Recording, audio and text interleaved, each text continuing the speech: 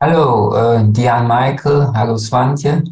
Uh, Michael, thank you that you give us a chance to interview you in English.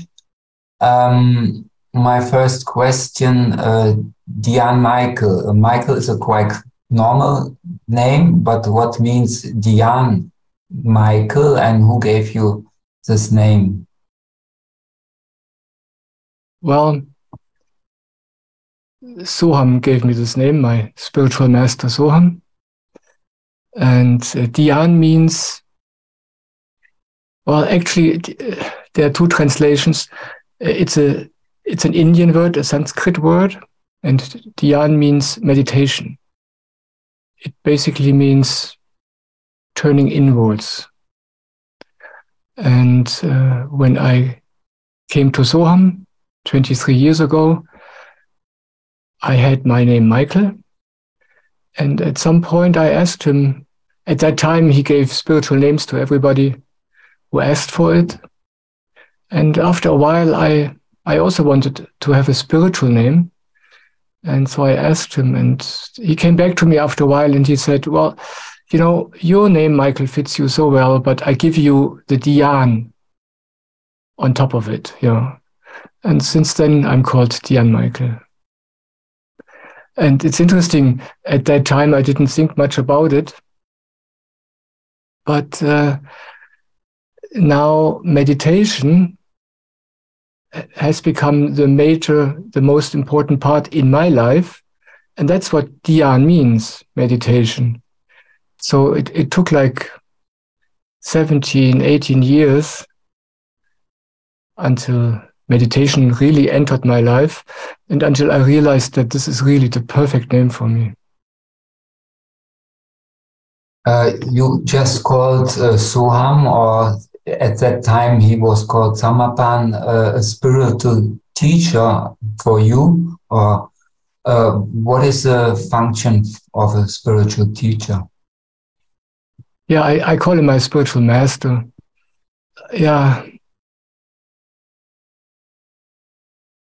Yeah, it's an interesting question, because I never asked myself this question, simply because I didn't come to Soham because I was looking for a spiritual master or a spiritual teacher. I more or less stumbled into his satsangs by accident. I wasn't looking. It wasn't that I decided at some point, okay, I need help or I need guidance. I want to have a spiritual teacher. I never had any intention like this. But by some accident, I heard about him and I got curious, and I just was curious and I wanted to check it out. And then I met him for the first time. And I stayed. And only when I look back, I understand why I stayed and what his function in my life really is. And basically what a spiritual master does is, well, I don't know about other spiritual masters. I can only talk about Soham. He's the first person, maybe the only person in one's life, who shows you that there's another direction, the direction inwards, towards yourself. Soham taught me to meet myself, to discover who I am, and that is something at that time when I met him, I had no idea about who I am, what I want, how I actually feel. My whole attention was directed outwards. I tried to be a good person. I tried to fulfill the expectations of the people I loved, because I wanted to be loved. And my whole attention, my whole focus was on the world around me. And he was the first one and the only one who, I can say it like this, who introduced me to myself.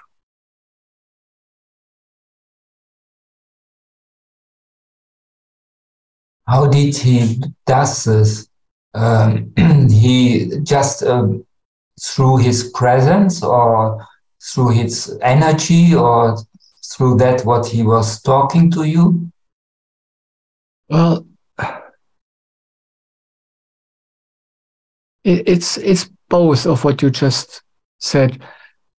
The most important thing is invisible, but in my experience, this is the most powerful, just because he knows himself. He, with his own attention, with his own focus, he's resting inside. He doesn't have his focus on the outside. He doesn't worry about what people expect from him. His focus is inside, and it's kind of contagious. It's like you pick it up from a master, but you don't know it. It happens automatically. It's like how a child learns from the parents.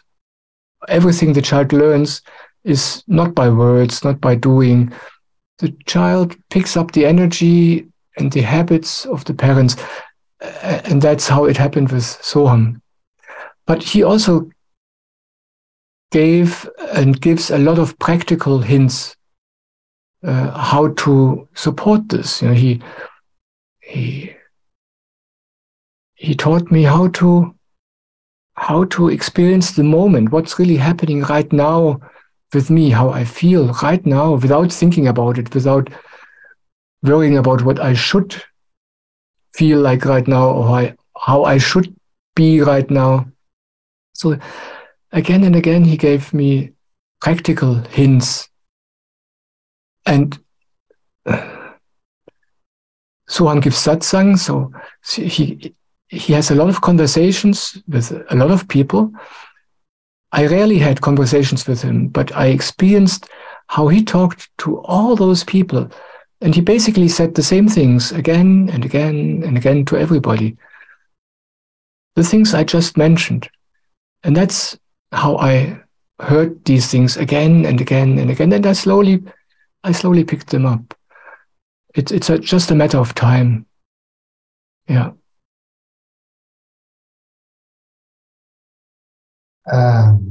To call somebody his spiritual or her spiritual teacher, is there need a deep love to this person or a deep resonance, or how would you describe what makes this happen? Well, it happens automatically. Yeah, it's like when you fall in love with another person. Like you don't think about, okay, do I love this person really? Do I want to be in contact with this person? You just notice how you behave very interesting and how you feel attracted, and you don't even know why. You don't worry about whether you love or not. It's just happening. Sometimes against your will. And it's the same with a spiritual master. As I said, my first contact with Soham was by accident. And I was sitting in his satsang, and I felt, I mean, I want to describe how it happened that I stayed with him. Yeah, it was like this. I went to this event which he gave that evening. It's called satsang. I had no clue what that means. I didn't know what it is about. So I went there, a room full of people, full of strange people I didn't know. So I sat down, not knowing what to expect. I didn't know Soham. And then he entered the room. He walked across the room towards his chair, and he sat down. A totally ordinarily looking guy. I thought, who is this? He walked past me towards his chair, and I thought, who is this strange guy? He didn't look spiritual or anything like this. He was just like a funny looking guy sitting down in that chair. And I thought, this must be Soham because he's sitting down there. But then I suddenly felt such a wellness. I felt I was like overwhelmed by feeling so right, so worryless. It was like all of a sudden all my worries were gone. I just felt like today I would say I felt at home suddenly, like a deep relaxation and peace spread in me. And I didn't even connect this to Soham. I was just sitting there and that happened. And this, I felt like, here I want to stay forever. Here in this space, in this wellness, I want to stay forever. I don't want to leave this anymore. That was how I felt. And that was like my guide. It just happened that from that day on, I was traveling with Soham. I started working for him. I started taking care of all the technical needs around his events. And you asked whether a deep love or resonance is needed. It's like I just described how I felt inside of myself. It was like something in me told me, oh, here I feel well. Here I feel right. Yeah. It's like when you fall in love with a woman, something inside tells you, I want to go there as close as possible. And that's how it was for me. And then in the years later, love developed. Yeah, I can say it like this. But I'm very careful with this. I'm a man. I'm kind of a sober guy.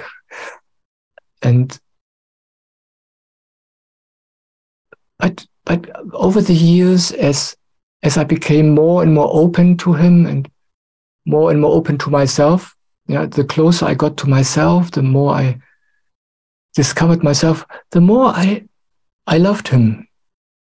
And now that I really live in me, I love him more than ever.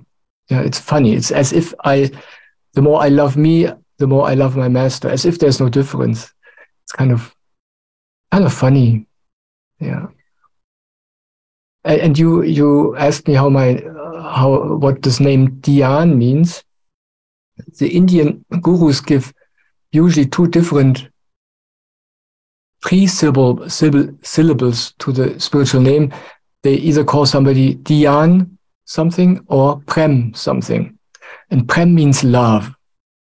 And Dhyan means meditation. And so meditation is something very quiet, very invisible, very inside. And that really fit my personality.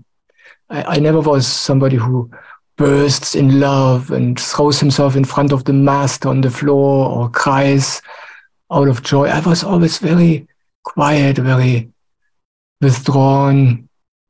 But I had very intense experiences and feelings, nevertheless, but they were invisible.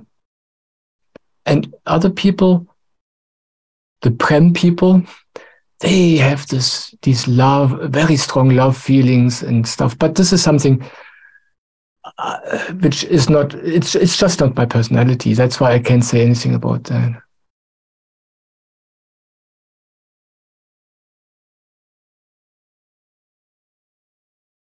Swantje, do you have a question in this?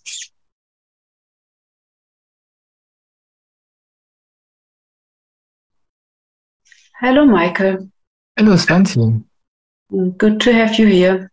Yeah, I'm happy that you are here too. I wanted to know, what does enlightenment mean to you? Do you think it's some kind of openings that happened in the mind? And if yes, could you share an experience?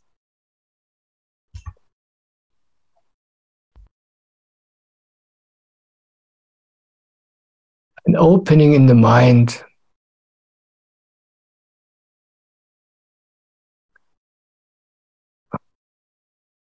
This whole process, what we call spiritual, this whole,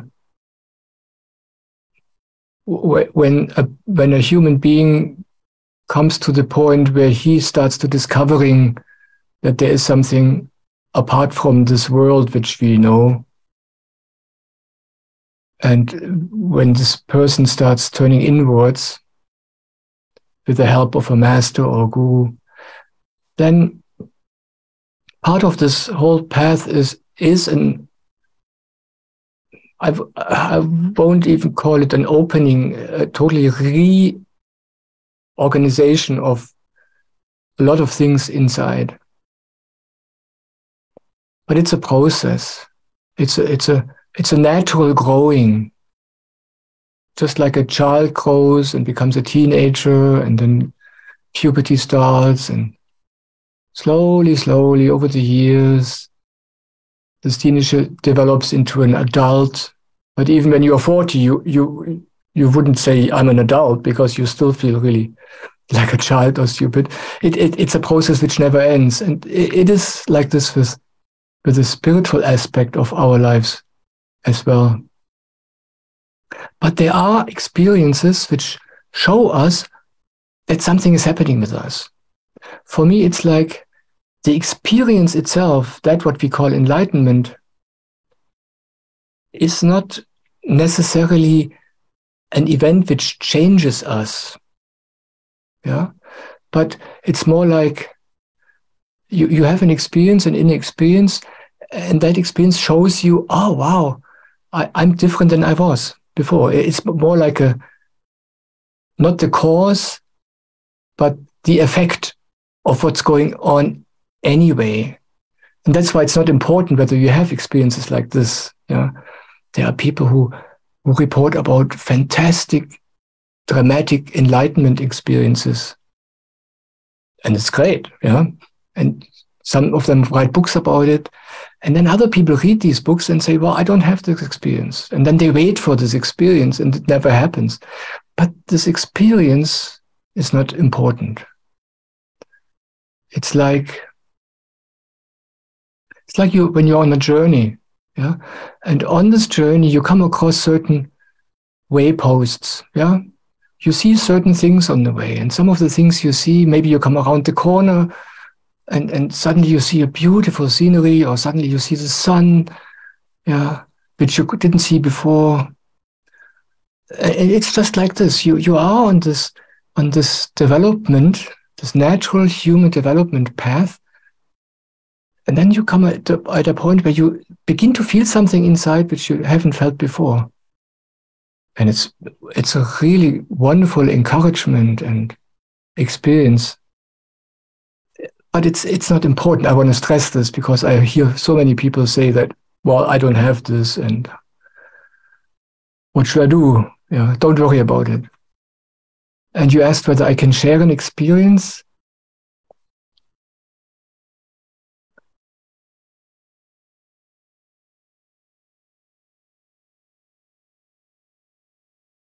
It's interesting, when I had the experience I'm going to share now, I didn't think about enlightenment. And I wasn't looking for enlightenment. And only later I understood that at that time, for the first time, I experienced something which other people might call an enlightenment experience.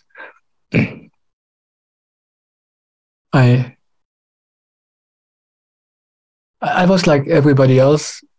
I don't know whether this is true, but I didn't feel cool. I felt pretty wrong.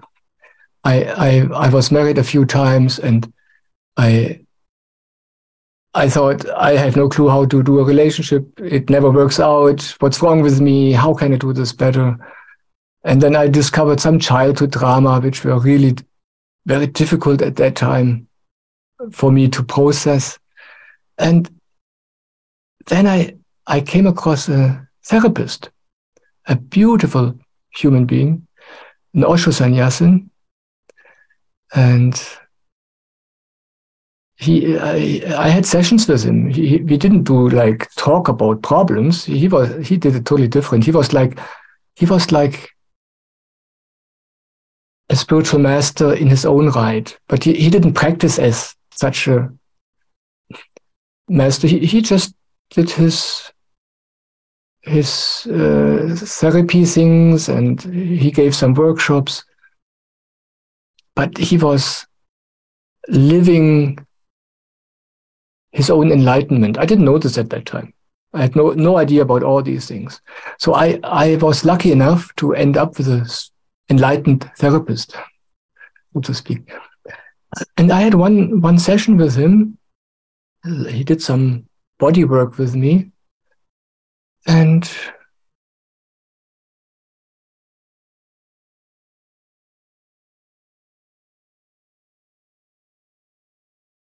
suddenly I was in a space where everything was gone. Everything was gone. But I was still there. It's hard to describe this. It was very quiet. It was not dramatic at all. It was like, I had all these, I had these feelings inside of me which I was scared of, and these memories I was scared of, and I was so afraid of things which were happening inside of me. And then there was this one point, and it made click, and all the stuff was gone. It was totally quiet. All the agitation was gone. The whole world was gone. There was nothing anymore. But I was. I don't know what this I was. I could still perceive, but there was something which perceived. And it was totally undramatic. It felt so normal. So it's like, that's how things are. Yeah. And then after a while, the session was over and I didn't think much about it. Of course, it influenced me. Of course, it was good for me to have this experience, but I didn't think much about it. Later, when I heard in satsang how people looked for enlightenment, and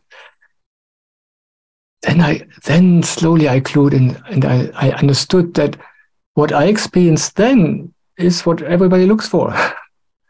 Yeah, but it felt so normal for me that I didn't make a big fuss about it. I don't think that I ever told anybody about it at that time.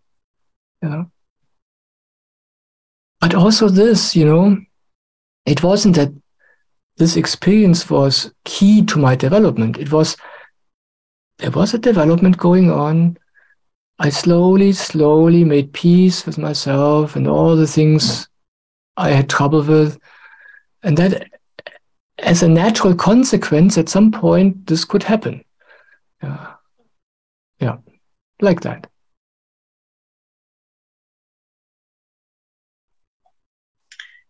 And what kind of body work was it that you had with a therapist?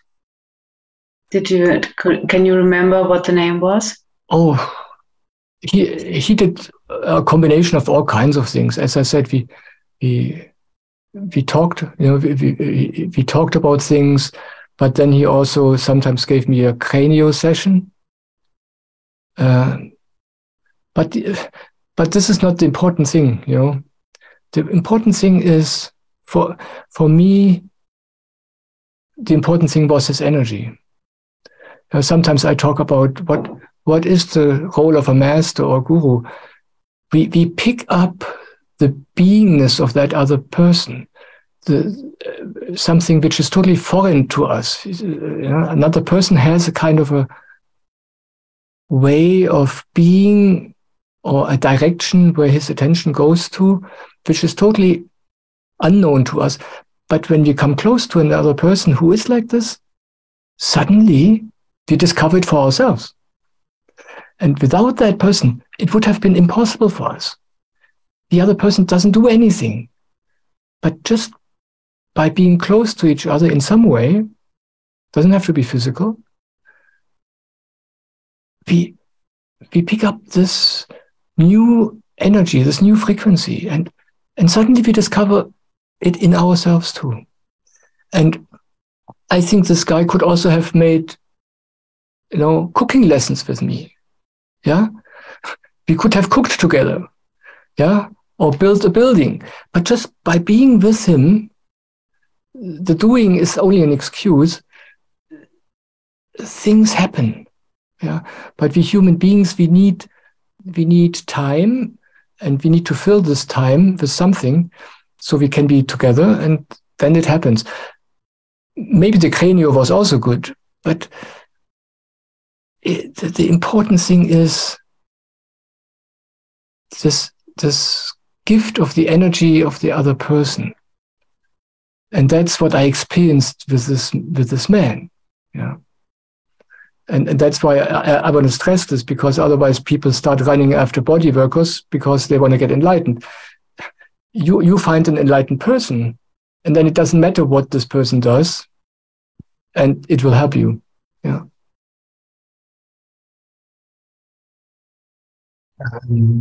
This enlightened person, should he or she be alive? My experience is, for example, at the moment I love to read books from Ramana Maharshi, and I feel resonance and something is happening with me. So it seems that the other human being doesn't has to be alive or has to be in the same room or something like this. The other person certainly doesn't have to be in the same room. This is my experience. Yeah. And I share your experience that when you get in touch with a master or a guru who is not alive anymore, who is not in his body anymore, it can touch you in tremendous ways. For instance, I think it is 25 years ago that I read a book from Osho. Yeah? At that time, Osho was long dead, but it touched me very much. Yeah? Jesus, for instance, I grew up in a family which is totally unreligious. Nobody ever talked to me about anything related to Christianity or Jesus. But somehow, when I heard about this Jesus, and it touched me even when I was a teenager. He's not alive, yeah? But we can feel him to this day. But usually it's like this when you really let yourself be touched by somebody like Ramana Maharshi, when this is what's happening with you right now. Usually what happens then is, without you noticing it happens hidden from you. Ramana Maharshi will bring you to a living guru or living master. That's what happened with me. I read this book from Osho. I really liked what I read. I was totally touched. And 2 years later, I was sitting in satsang with Soham, and I have no clue how I ended up there. Yeah. And I can answer your question only now because of what I heard from Swamiji, my Indian guru, who I met 6 years ago. I didn't know this before, so this is not my own wisdom I'm sharing right now. He said, the living master is essential. Yeah, through a living master, you get what you really need. Yeah, it's uncomparable to the master who is already dead, who already left his body. But usually, it's difficult or impossible for us to meet a living master. And this has two reasons. The one reason is that the living master, who we can see, yeah, these days you don't even have to go to India when you want to meet Swamiji. You can watch videos or live events online. But you experience this living human being, and you see his ordinariness, his humanness.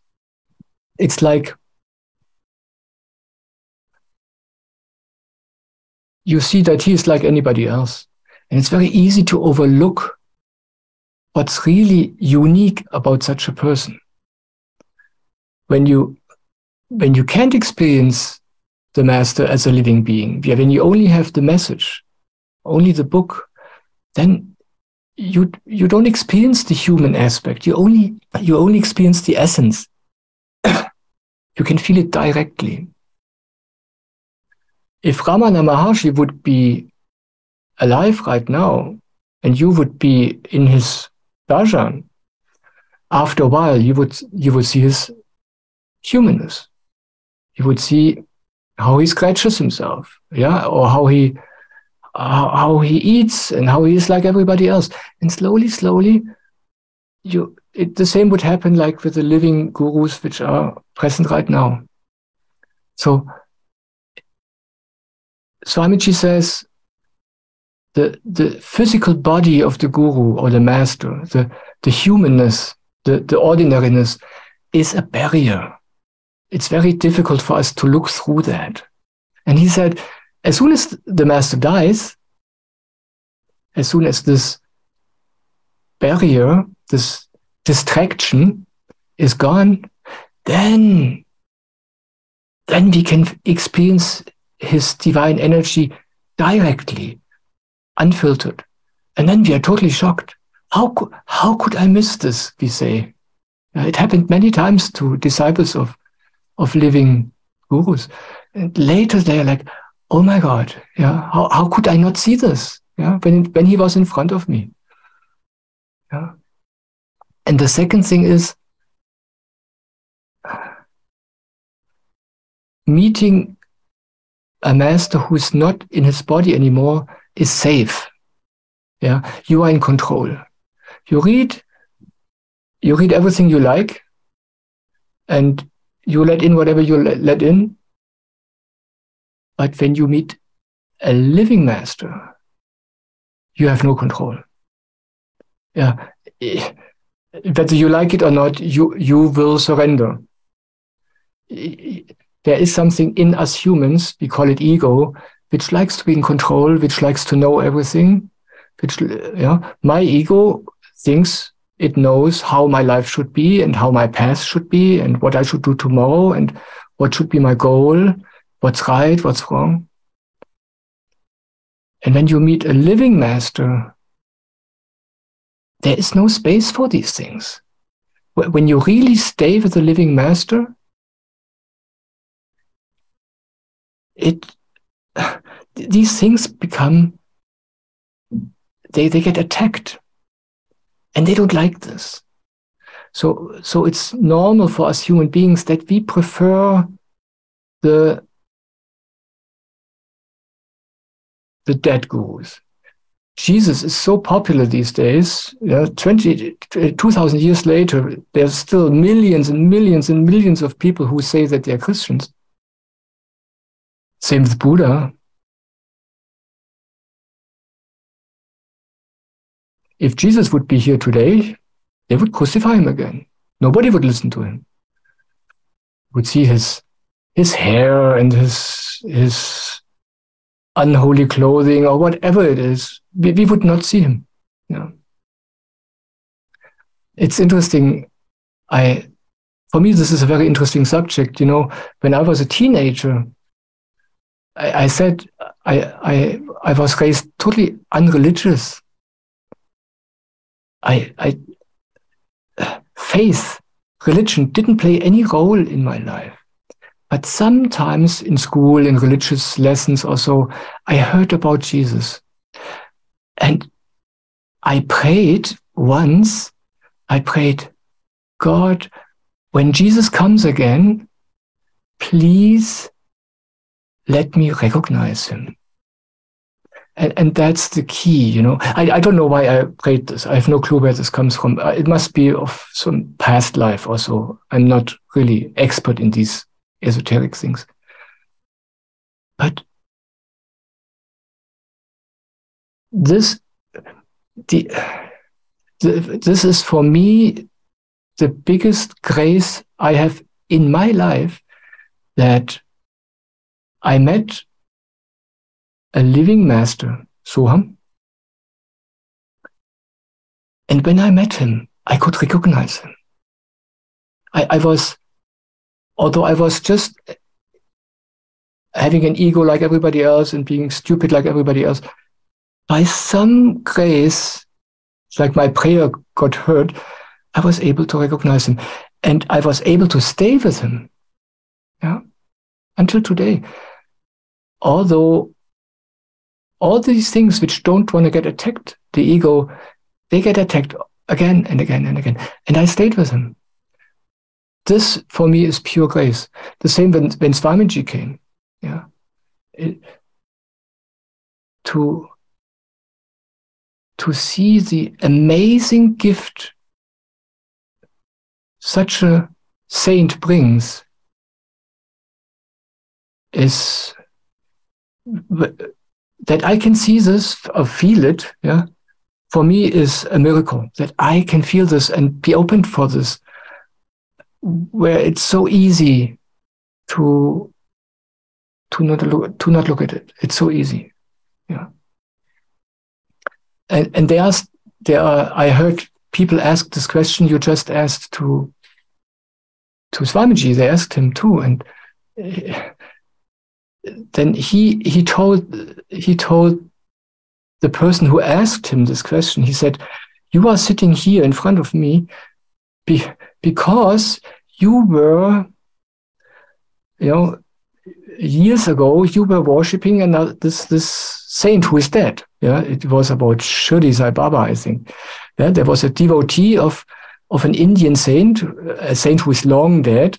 Yeah, but this Indian person, was worshipping this saint, and Swamiji said, "The saint, he sent me to you, and to this living guru." Yeah, and this is what usually happens at some point. Yeah. That's my experience in my life. I don't know anything about other people, but this is how I see these things.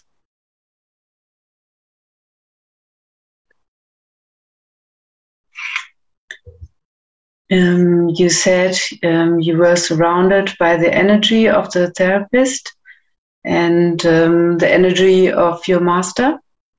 And during this time, did anything come up from the unconscious mind, and how did you deal with that?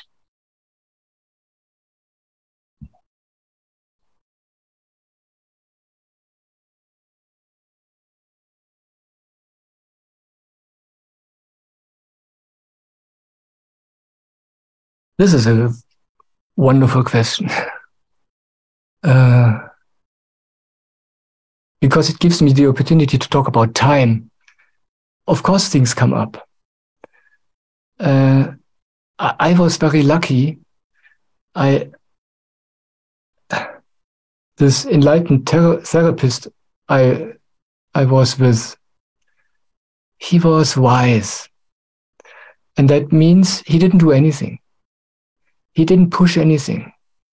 He didn't ask me questions to dig up unconscious things. He didn't believe that there's something in me which has to be brought to light and being healed or anything like this.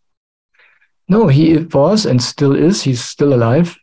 He knew everything is fine. He gave me his peace. Yeah, and in his peace, he didn't have the urge to change me in any way. And he didn't think that I needed to be healed. I thought I need to be healed. Yeah, I thought I have a problem, but he knew that this is all not true.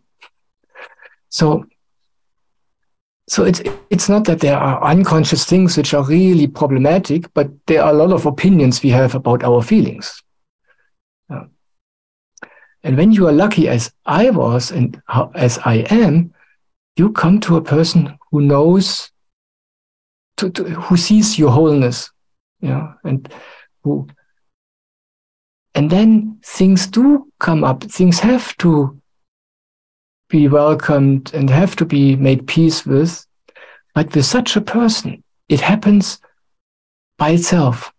And when things happen by themselves, they happen at the right time, very slowly, mostly almost like you don't even notice, because they happen at the right time when everything is ripe for it. Yeah, this is my experience. The therapist, he never pushed anything. He didn't have an agenda. Soham never pushes anything. He only sees your beauty. He doesn't see the problems you think you have. Yeah? So he doesn't push you. He doesn't try to dig up something or take away something from you or give you something which you need. So there's no pushing. He just invites you to be where you are, how you are right now. And everything which wants to come up will come up, but so slowly, over the years, so gradually, that it's no big deal. Yeah. Same with Swamiji. What people get into trouble with, especially in the spiritual field, is that they end up with people who are just as impatient and as everybody else, who think that the other people have a problem which needs to be solved, just like the people themselves think they have a problem. And then things get out of balance. Yeah. And then things get touched which are not ready to be touched. And then it gets, this is more difficult than it needs to be. I see this with the children here. When they go to a normal school, in a normal school, you have an agenda. Yeah. In first grade, you learn this. In second grade, you learn this, and so on. But this, it doesn't mean that the child who sits in third grade is ready to learn these particular things, which should be learned right now. Some children, they start writing long before school. They just, it's easy for them. But calculating numbers, they have no clue about this. And if you leave them alone, they learn this maybe when they're 11. And when we have a school like this nearby where the children learn when they're ready. And it's amazing what you watch. You know, once the child is ready for something, it happens in no time. In no time, they learn something, pick it up, it's easy, no pushing, no agony. And it's amazing how this happens. But in a normal school, the same child is being told, okay, now you have to learn how to calculate. This year you have to do it. And the child feels pressure. It's difficult. It has nothing to do with joy, nothing to do with playfulness. And the whole process becomes difficult and for some children a nightmare. Yeah? And the problem is not the learning. The problem is only the timing. Yeah? That we want the children to be productive faster. Yeah? We want to get them out of the house into the school so we can do our own thing. And society wants the children to become productive as quickly as possible. And with this mindset, we also approach spirituality and our inside, our inside world. Yeah. So if Swamiji says, the key to this whole thing is that it's slow. And that's what he's talking about. It all happens in its own time. If we let this entire spiritual process happen by itself, without any own agenda, without any hurry, without any getting out of my misery and getting into heaven quickly, so to speak, then whatever comes up will be fine. I want to share an experience of my own life. And that's how I ended up with this therapist in the first place. Yeah, that's why I went to him. How old was I? I must have been around 35 or 36. And I was a business guy. I felt important and cool. And I was sitting at that time, I had a job in Frankfurt where I got paid much more money than I was worth. And in my lunch break, I was sitting in a little Italian restaurant having a meal. And all of a sudden, I felt feelings I've never felt before in my life. Very, very unpleasant feelings. Very unpleasant. Like from one moment to the next, I was in hell. It was very strong. It was an amazing experience. I remember to this day.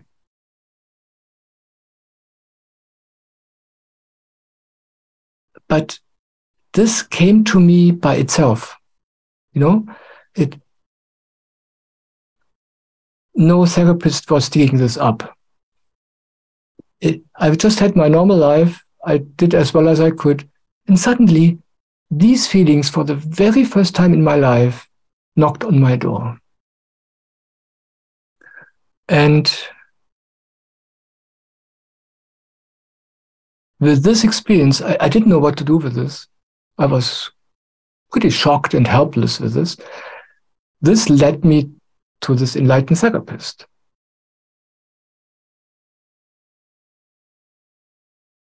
And it was all no problem. He didn't do much. He was basically just giving me the space I needed to digest this experience. That was basically it. And his gift and his wisdom was to not touch me and my process, just to give me space and the time and just tell me, everything is fine. This is perfect what happens. Yeah. And whatever you feel there, nothing special, everything is fine. I know so many people who have the same thing. Don't worry. Stuff like that. Yeah. And then by his peaceful energy, by his knowing that this is all fine, I could just let it go its course. Yeah. And these feelings came to me the very first time when I was ready. Yeah. And so the whole thing was, I was going through this whole thing very, very quickly. It didn't take much time. And that's also the problem when people are on a hurry on that path of healing, or also on the spiritual path. That's the trouble when they take drugs, for instance. Yeah, in spiritual circles, sometimes it's very in to take certain drugs because you have fantastic experiences. But basically, you open doors you're not ready for. And then people just get into difficulties. Yeah. Yeah, but I was lucky. I was never in a hurry, and the people I met, they were never in a hurry either. So I was really lucky. Yeah.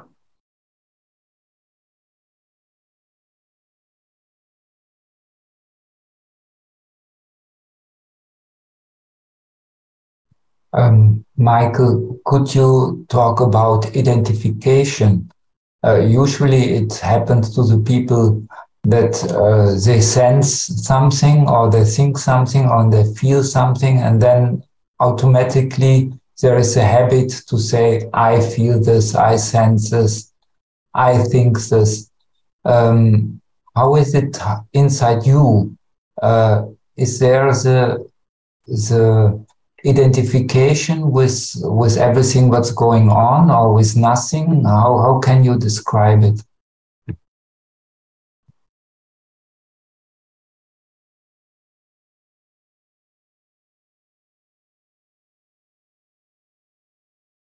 How can I describe this? It's interesting when this identification gets less or dissolves, you don't notice. Yeah. I have all kinds of feelings. The best way I could describe it is I don't take them serious. Yeah. I could say I feel, for me the language is not the important part.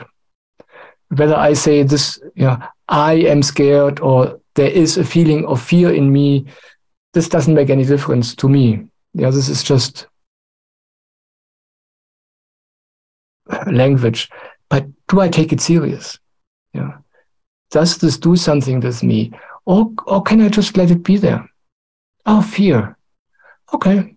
Yeah, fear, I know you. Come. This, for me, this is the practical difference between how it used to be. Yeah, being identified means you think it's important for you. You either think I need something, this is important for me, or you think I shouldn't have this feeling or this event in my life or whatever it is. And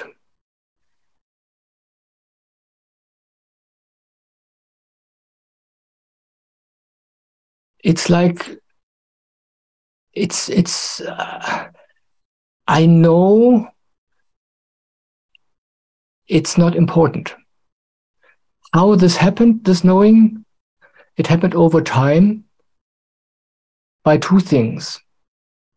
The one is, again, being around a master, being around a guru who knows what's really important, yeah, and that this is not important. And slowly, slowly you pick it up. But the other thing is, and this I find, I like the practical. I like to look at these things very practically. What helps me, just practically speaking. And it's like, okay, if this is not important, how I feel, or if, what else is important? Yeah, what should I take? Where should I put my attention to? If it's not to my feelings, yeah, what is it? If I'm not this body or this life or my thoughts, what am I then? Yeah, but not as an intellectual exercise. Yeah, it's easy to read a book and you read who you really are. Yeah, somebody tells you, okay, you are a soul, or you are an angel, or you are energy, or whatever. And this makes you feel good for 3 days, and then you feel like you always felt. I want to know what helps me practically to get out of this false identification with my feelings, with my body, with my life circumstances. Yeah. And for me, what really, it's interesting, with Soham, I learned to make peace with these things I was identified with. I learned to make peace with the feelings. I made peace with the moment, how life is. I made peace with the stupid people around me. Yeah, everybody's always stupid. Only I am the only normal person. Yeah, and I made peace with all this, but I still didn't know. Okay, if this is all not important, what is it? What is important? Why am I here? What is it? Yeah, but not mentally. Yeah, I want to know it hands-on, and this only came into my life with Swamiji. It's like Soham brought me to the door.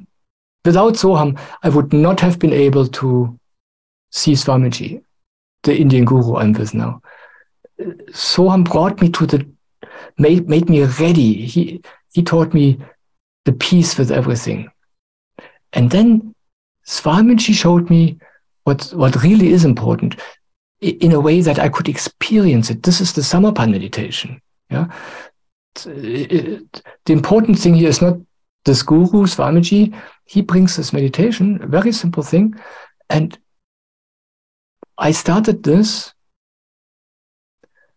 And as simple as it is, slowly over the month, over the years, I began to discover, wow,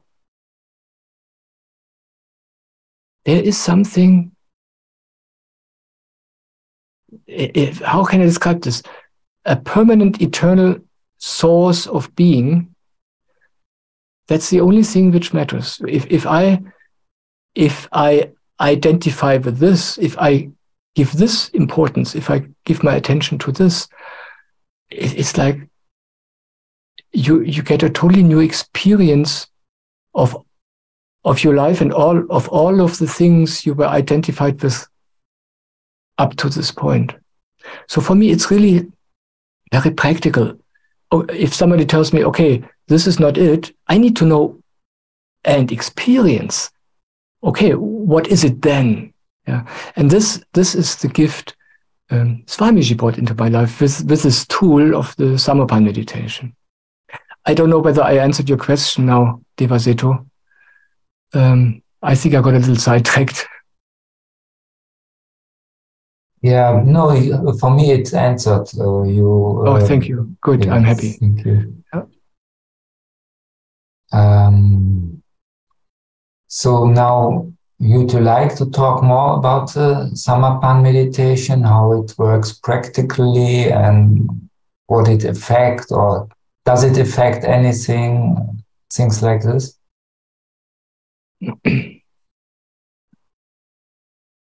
Well, practically, technically speaking, it's totally simple. But I want to say that if whoever wants to start this meditation should do an official introduction. Swamiji brings this meditation into our lives, and there are people in Germany and in basically every other country in the world who are in touch with Swamiji and who do introductions. And it's totally simple. It's a very unspiritual event. It's nothing special. You can do it online. But they explain to you a few things which are important. And they tell you a few things I usually always forget when I talk about it. And somehow it's helpful to do it this way because you get a taste of it, which I think I can give you. So this as a side note.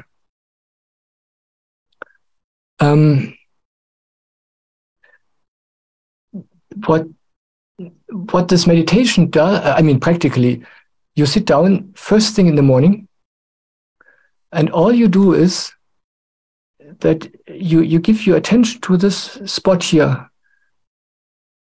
The Indians call it the crown chakra.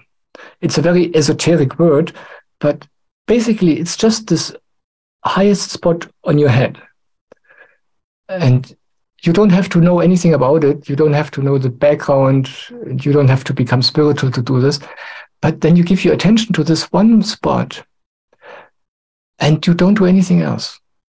This is not a mental exercise. You don't do affirmations or visualizations. You don't think about anything.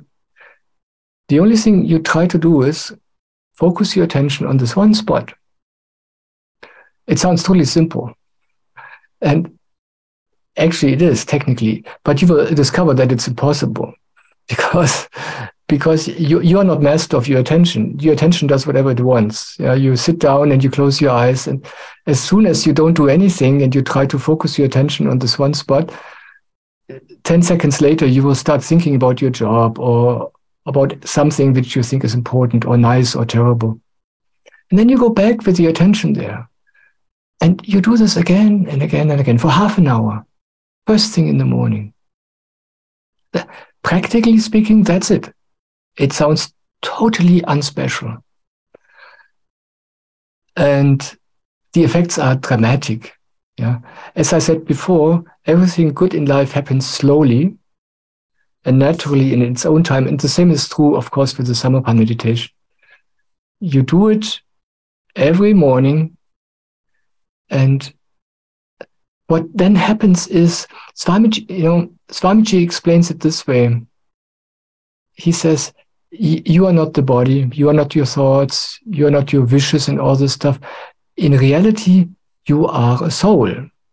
But we don't know what this is supposed to be, a soul. We don't have any, we can't feel it. We can think about it, we can imagine it, but this is not helpful.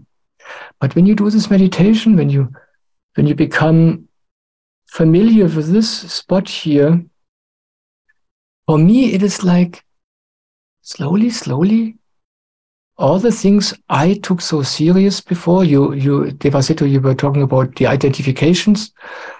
All these things I took so important and so serious, they become less important, and I discover something new I've never known before. And it's basically impossible to talk about what you discover there because one has to experience it. But this is what Swamiji calls the soul. This is what Jesus was talking about when he talked about the Holy Spirit. That's what makes us alive. That's what we really are. Yeah. It's very difficult to talk about this without sounding really esoteric. But that's the basic effect of this meditation. And if you hear about this for the first time, you think, okay, this sounds good, but it's nothing special. I do this meditation now since 5.5 years. It's almost 6 years now. And as time goes by, I slowly discover how amazing this really works. It's really amazing.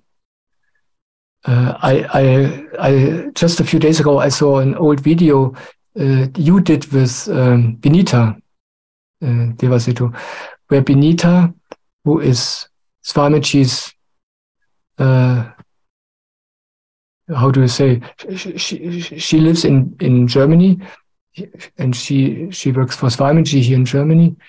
And she said in this interview with you that this meditation is like a workshop. Yeah, you don't know anything about the program.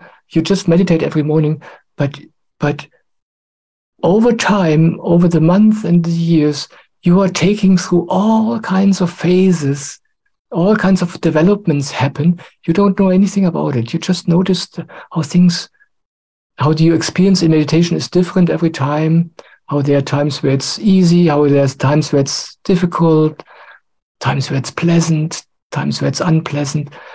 But it's an ongoing process, and we don't know the program. We just meditate. And I like this. I like this description. This is my experience. And slowly, I discovered that this is a totally amazing, magical thing, which looks so ordinary. It's like you think it's a piece of glass on the ground, but it's a diamond. Yeah. We focus on this spot here on the crown chakra, and for me, I call this the door to heaven. That's why this is how the introduction to all of my videos got created, because this is my experience that when we rest with our attention at that spot, not only during the meditation, but also all the time, if you remember, it really feels like you sit at the door to heaven. And one of the magic things for me is, the big difficulty in life is this. You are either totally identified with this earthly stuff, what you mentioned before, and then you start discovering that there's something else, and then you get identified with that. Yeah, people get into all kinds of mental fantasies about spirituality. And this is not helpful. This is just as unhelpful as being identified with other thoughts or with the body. It's like Osho said, roots and wings, yeah? Sorba the Buddha. You need to be grounded and spiritual at the same time, yeah? Grounded and heavened, so to speak.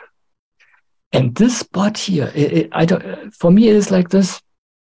When I rest my attention exactly at this spot here, I'm connected with my body, and at the same time, I'm connected with something beyond, something I don't know anything about, but which is tangible. but I don't lose the ground. I don't, in German we say abheben. Yeah? I don't fly away. The thing is, when we meditate, we don't know, am I in a fantasy? Some people have great experiences and they see things and God knows what. Are they in a fantasy? Are they just mind fucking? Yeah. What's going on? And as I said, I like it very, very practical. I need it very practically. I don't trust anything which is going on in my head. Yeah. I can't judge whether what I experience is a nice dream where I delude myself or whether it's real. But when I just come always back to this one spot, this physical spot here. And then I feel the earth, I feel the body. And at the same time, I feel heaven. Yeah. And it's interesting. Sometimes it feels, I feel like this. It's like I lose this connection to the earth a little bit. And then I come back. I pull myself back down, so to speak. Sometimes I feel like I get lost in the body. Some thoughts, some dreams. And then I pull myself up again here. Always at this boundary between earth and heaven. And when I do this again and again and again, then it's like my experience of meditation becomes more and more like as if I am in heaven, but I'm here. Yeah, I don't go anywhere. The goal is not to go somewhere. The goal is to be just here, nothing else. Everything else happens by itself. And this is a magical aspect of this meditation I just recently got aware of, that it really is this sweet spot. Yeah, the sweet spot just between heaven and earth. Yeah.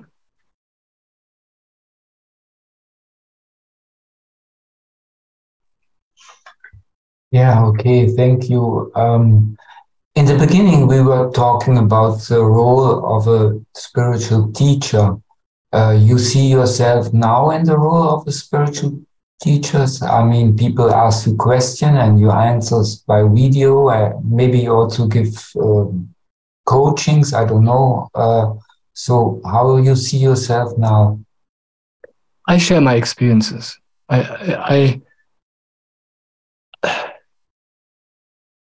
I'm a disciple. Yeah, I'm a student. And as such, I share my experiences. I can say that I'm a student because I'm open to learn. I was and I am. And I share what I experienced in the past and I share what I experience now. And what works for me and what didn't work for me so well. This is what I want to share. And if it's helpful for some people, then I'm very, very happy. I could never call myself a spiritual master or anything like this, because for me, nobody can say this about him or herself.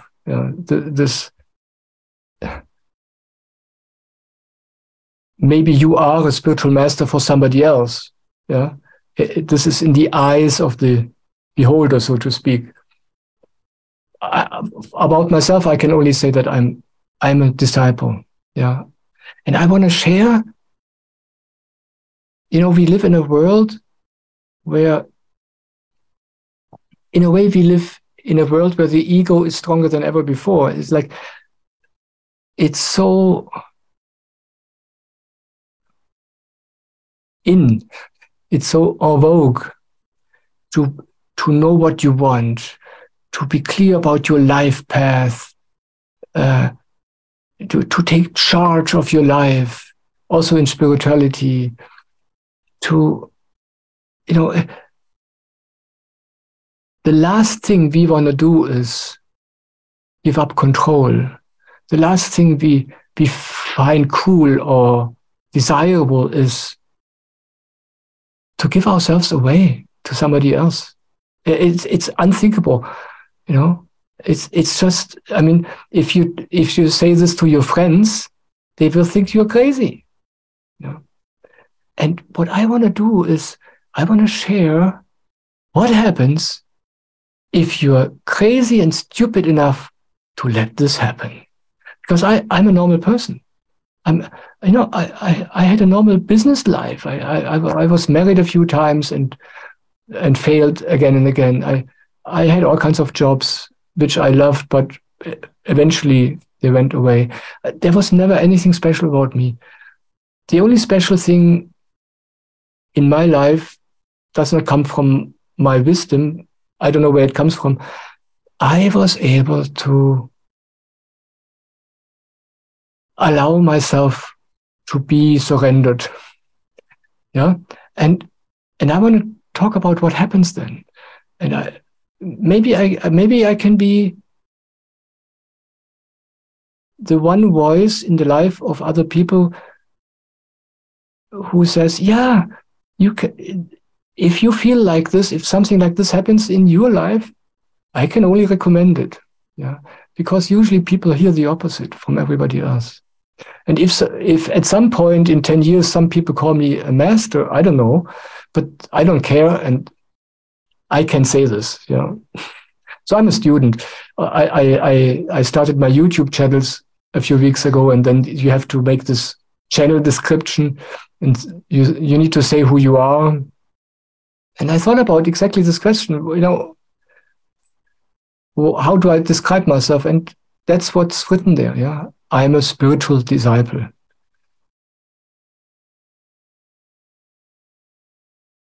But practical, what you are offering to other people? My experience. I share my experiences, I share what happened in my life. Yeah. And I tell people to tell me their questions. Yeah. Because it inspires me to talk about these things. Yeah. Because we all have the same issues. So far, I've never heard a question written to me which didn't resonate with me, where I didn't have any own experience with. And then I can talk about how I experienced this and how I see this, just to give these people my perspective. What they make out of this, I don't know. Yeah, but that's what I do. I basically I say, okay, this is how it can work. Yeah, maybe you are interested in trying this out too. Yeah, that's what I'm doing. And if somebody asks, for example, for a private Zoom session to talk to you, would you say yes, that's possible? I don't like this idea because this is not what it is about. Yeah, it's not about somebody telling me their problem and I give them the solution. It doesn't work like this. Yeah, I know there are many people out there who does exactly this. Maybe it works for them. I don't know. I can't do this because what I know works, that is something else. I display myself and I make these videos because this is something you can talk about. I shared earlier, we pick something up from somebody else, from another human being, by being in his energy. When somebody watches my videos or listen to my voice, then something happens which I can control and which I don't do. They rest in my energy. And I can control my energy. My energy is the way it is. Yeah? And then something gets transferred. But it has nothing to do with what I'm talking about. It has nothing to do with my words. Yeah? And it's a process which happens mysteriously and over time. Yeah? And when I would offer private sessions and probably charge a lot of money for it, then people would have expectations that I will solve their problem or they could get something from me. Yeah, something which they otherwise couldn't get. And this is just not true. Yeah, it's not true. Somebody like Swamiji, he doesn't give private sessions. This is not how it works, you know. All you need to do is feel this openness inside of yourself for this other person. And then everything this other person has to offer comes to you. You don't have to have a private session. You don't have to pay money for it. There's a beautiful story which Swamiji shared in one retreat, in one shibir, one video shibir. He talked about this young boy, a young farmer's boy, and there was this archery master. Yeah, it's probably a Zen story. I don't know. There was this archery master. He was famous in the entire country for his archery skills, and he had students. He had disciples, and he taught them archery. So this young boy, he was a farmer's boy, and he fell totally in love with this master. And he went to him and he said, "Please accept me as your disciple. I want to learn this from you." And this master said, "I can teach you." Yeah, this master was of a higher caste, of a higher level in society, and it was impossible that he would accept a disciple like this who was a farmer or from some low caste. So the master sent him away. He just sent him away. And what this young man did was he took clay and he made a statue of the master out of clay. And he loved the statue. He surrendered to the statue, and he told the statue, "Now you teach me archery." And it happened. Yeah. And what this story Swamiji told there symbolizes is it's your openness. It's your feeling towards that person or towards that energy, whatever you feel. That's all which is needed. And then it will come to you slowly, slowly over time. And the story is beautiful. It ends then that this young man, he became such a good archer. There was one contest where they all met in the country to find out who's the best archer, and this boy did some amazing thing. I don't want to go into the details, although they are really beautiful. He became the best, but not because he was as close to the master as possible. Yeah, and Swamiji says, "You don't have to come to me to India." He says it's not about physical presence. Yeah, and I can feel it too. I feel if I would allow somebody to meet me privately, I would just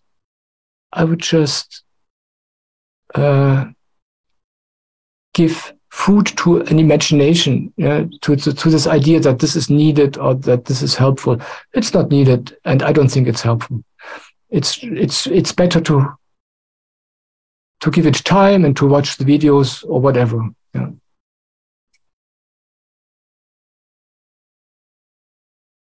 Swantje, do you have another question or questions? Yes, I do. Michael, when you talked about everything has its right spot and everything has its time, it sounds very trustful. So could you say your life, that you are more trustful than you have been before?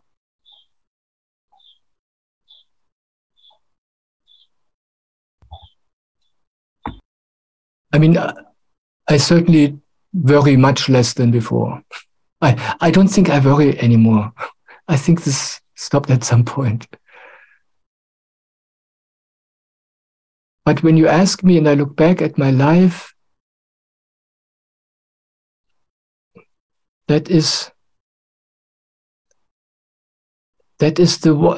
one thing I had in my life, and I have no clue why. I have no clue where it came from. I had a certain, even when I was very young, I had this some fundament inside of me where I always knew it's okay, it's right. And it was so normal for me, even when I was a teenager or a child, that I didn't even notice. But I remember I must have been 10 years old or so. I remember one moment I was on my way to school. I was walking down to the bus station. And I remember how I was thinking, strange. Why do all these people worry about all these things? I didn't understand because I didn't worry. But I don't know where this came from. I have no clue. It certainly did not come from my parents. I don't know. I brought it with me. I don't know. Yeah. So there was a basic trust in me.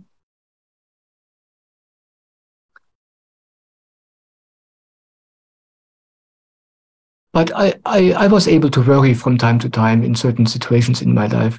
But basically, most of my life, I was very, very free. Somehow I knew it's the right thing, even when I was really in a difficult situation.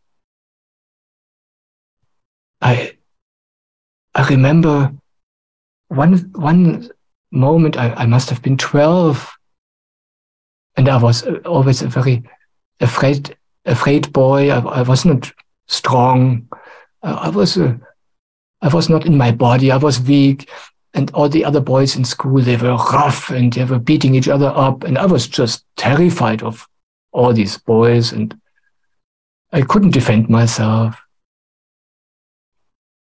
And there was one moment I was walking along the street in an area of town where there was not many people around. And I was walking on the sidewalk, and there were 4 boys approaching me, and they were still quite a ways away, but I knew this is trouble. I just felt it. I knew this is trouble. I didn't know the boys. You know, they must have been 100 or 150 meters away, but I knew, And I was 11 or 12. I was totally helpless. But I knew if I turn around, they will just go after me. But there was something in me. I just walked into this situation. Now, I probably could have walked away or just ran away and find some people. But I just continued on my way. It sounds totally crazy, yeah? But there was some trust in me, something like, everything will be fine. These 4 boys stopped me. They stopped me. They wanted to mess with me. They wanted to start a fight. Yeah, they were really rough. And I don't know how it happened. I started talking to them. And at the end, they let me go. I just talked to them. I said the right words. Something happened. I can't explain what it was. And then suddenly the situation was over. And I was really scared. It felt like, okay, this is dangerous. Yeah. And this trust, I don't know where this comes from. I don't know whether this is something every person has inside. I don't know, but I had. Yeah. But later on in my life, I learned, yes, what you feel is how life operates. Yeah. As I said before, the last thing we learn these days is to surrender, to accept. We want to be in charge. Yeah, this is more than ever before. This is what people think they should achieve. But I met my master, I met my guru, and they basically told me, yes, what you felt all of your life, this is the truth. This is how life works. Yeah, you can trust this. You can depend on this. Yeah. I don't know whether my answer makes sense. So you think trust is something that everybody has inside, and sometimes it's covered up by some issues, and then we just have to refine that we are already in trust, right?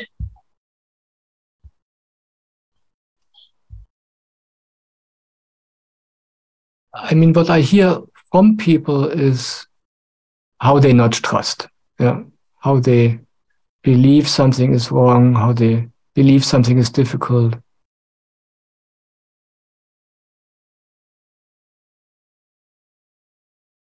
I think basically all of us have this somewhere inside of us. And that's why I make these videos. Yeah? Then they hear somebody say things like I do. And what happens then is they sense something inside of them, something like, oh yeah, actually, I felt this also once or twice.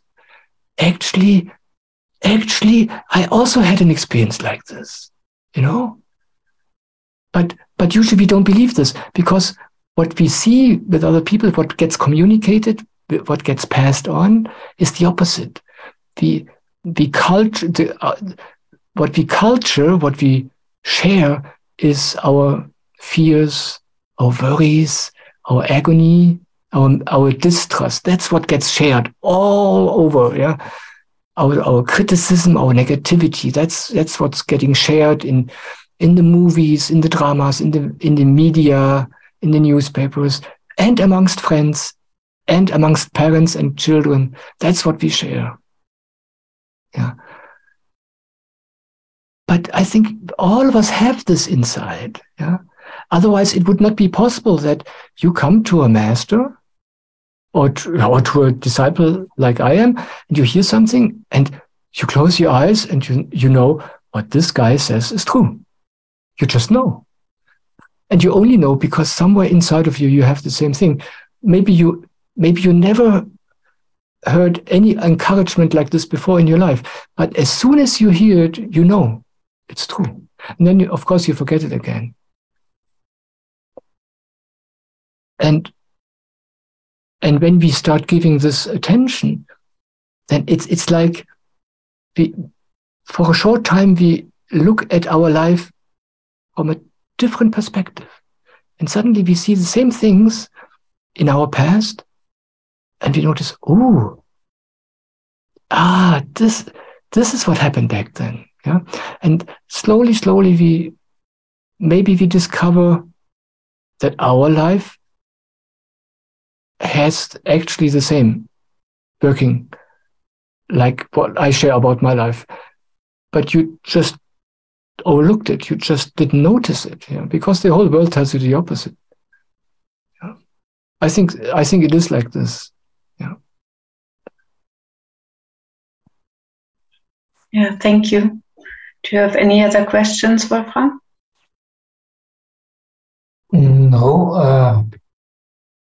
Maybe, Michael, you want to ask a question that we did answer a question that we didn't have asked?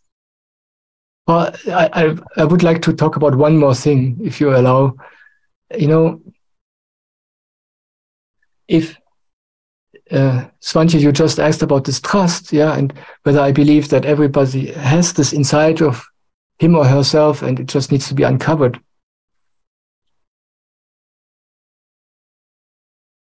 I once had a conversation with Soham, where I talked with him about, I told him about my amazement, how amazing I find it, how this resonance is possible between me and him. Yeah. Actually, it was a conversation not only with me, there was also Rajma in this conversation, who was his caretaker at that time. And I said, how is this possible?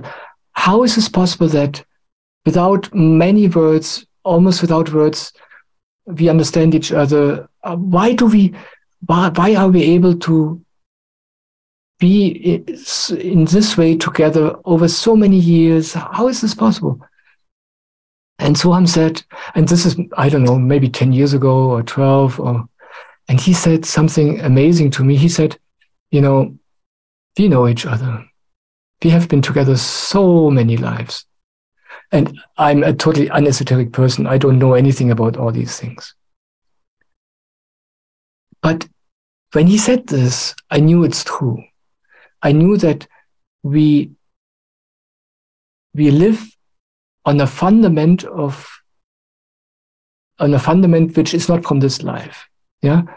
And Swamiji says the same thing. He says, whoever comes in touch with him in this life, it's only because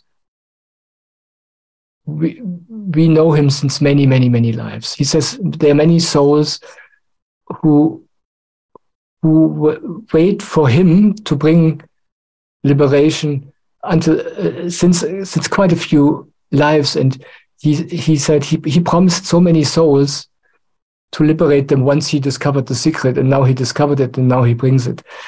So this is a perspective which spans many lifetimes. And this is something which is not part of my experience. I don't know anything about these things. But when I hear it, it makes sense. Yeah, it's when you in this life end up watching a strange YouTube channel called Jetzt-TV or Here Now TV. Yeah, this is only possible because you had quite a few lives before where you were doing all kinds of graceful things, preparing you for this, because other people can't hear this. Yeah, normal people hear these things and they think, yeah, these guys are totally, they're totally off the ground. They're crazy. Yeah. But for you, it's like, oh wow, there is something. Yeah, you are ripe for this, and this everybody. I think everybody who hears this, who comes together here, they have this fundament, and they probably don't know it. I don't know it in my life. I can't see my past lives or anything like this. But when Soham or Swamiji talk about this, then I know it's true. Yeah, and it explains where these things come from in our life, although we can't explain where it should come from this life, not from our parents, not from our school, or anything like that. Yeah, that's what I wanted to add at the end.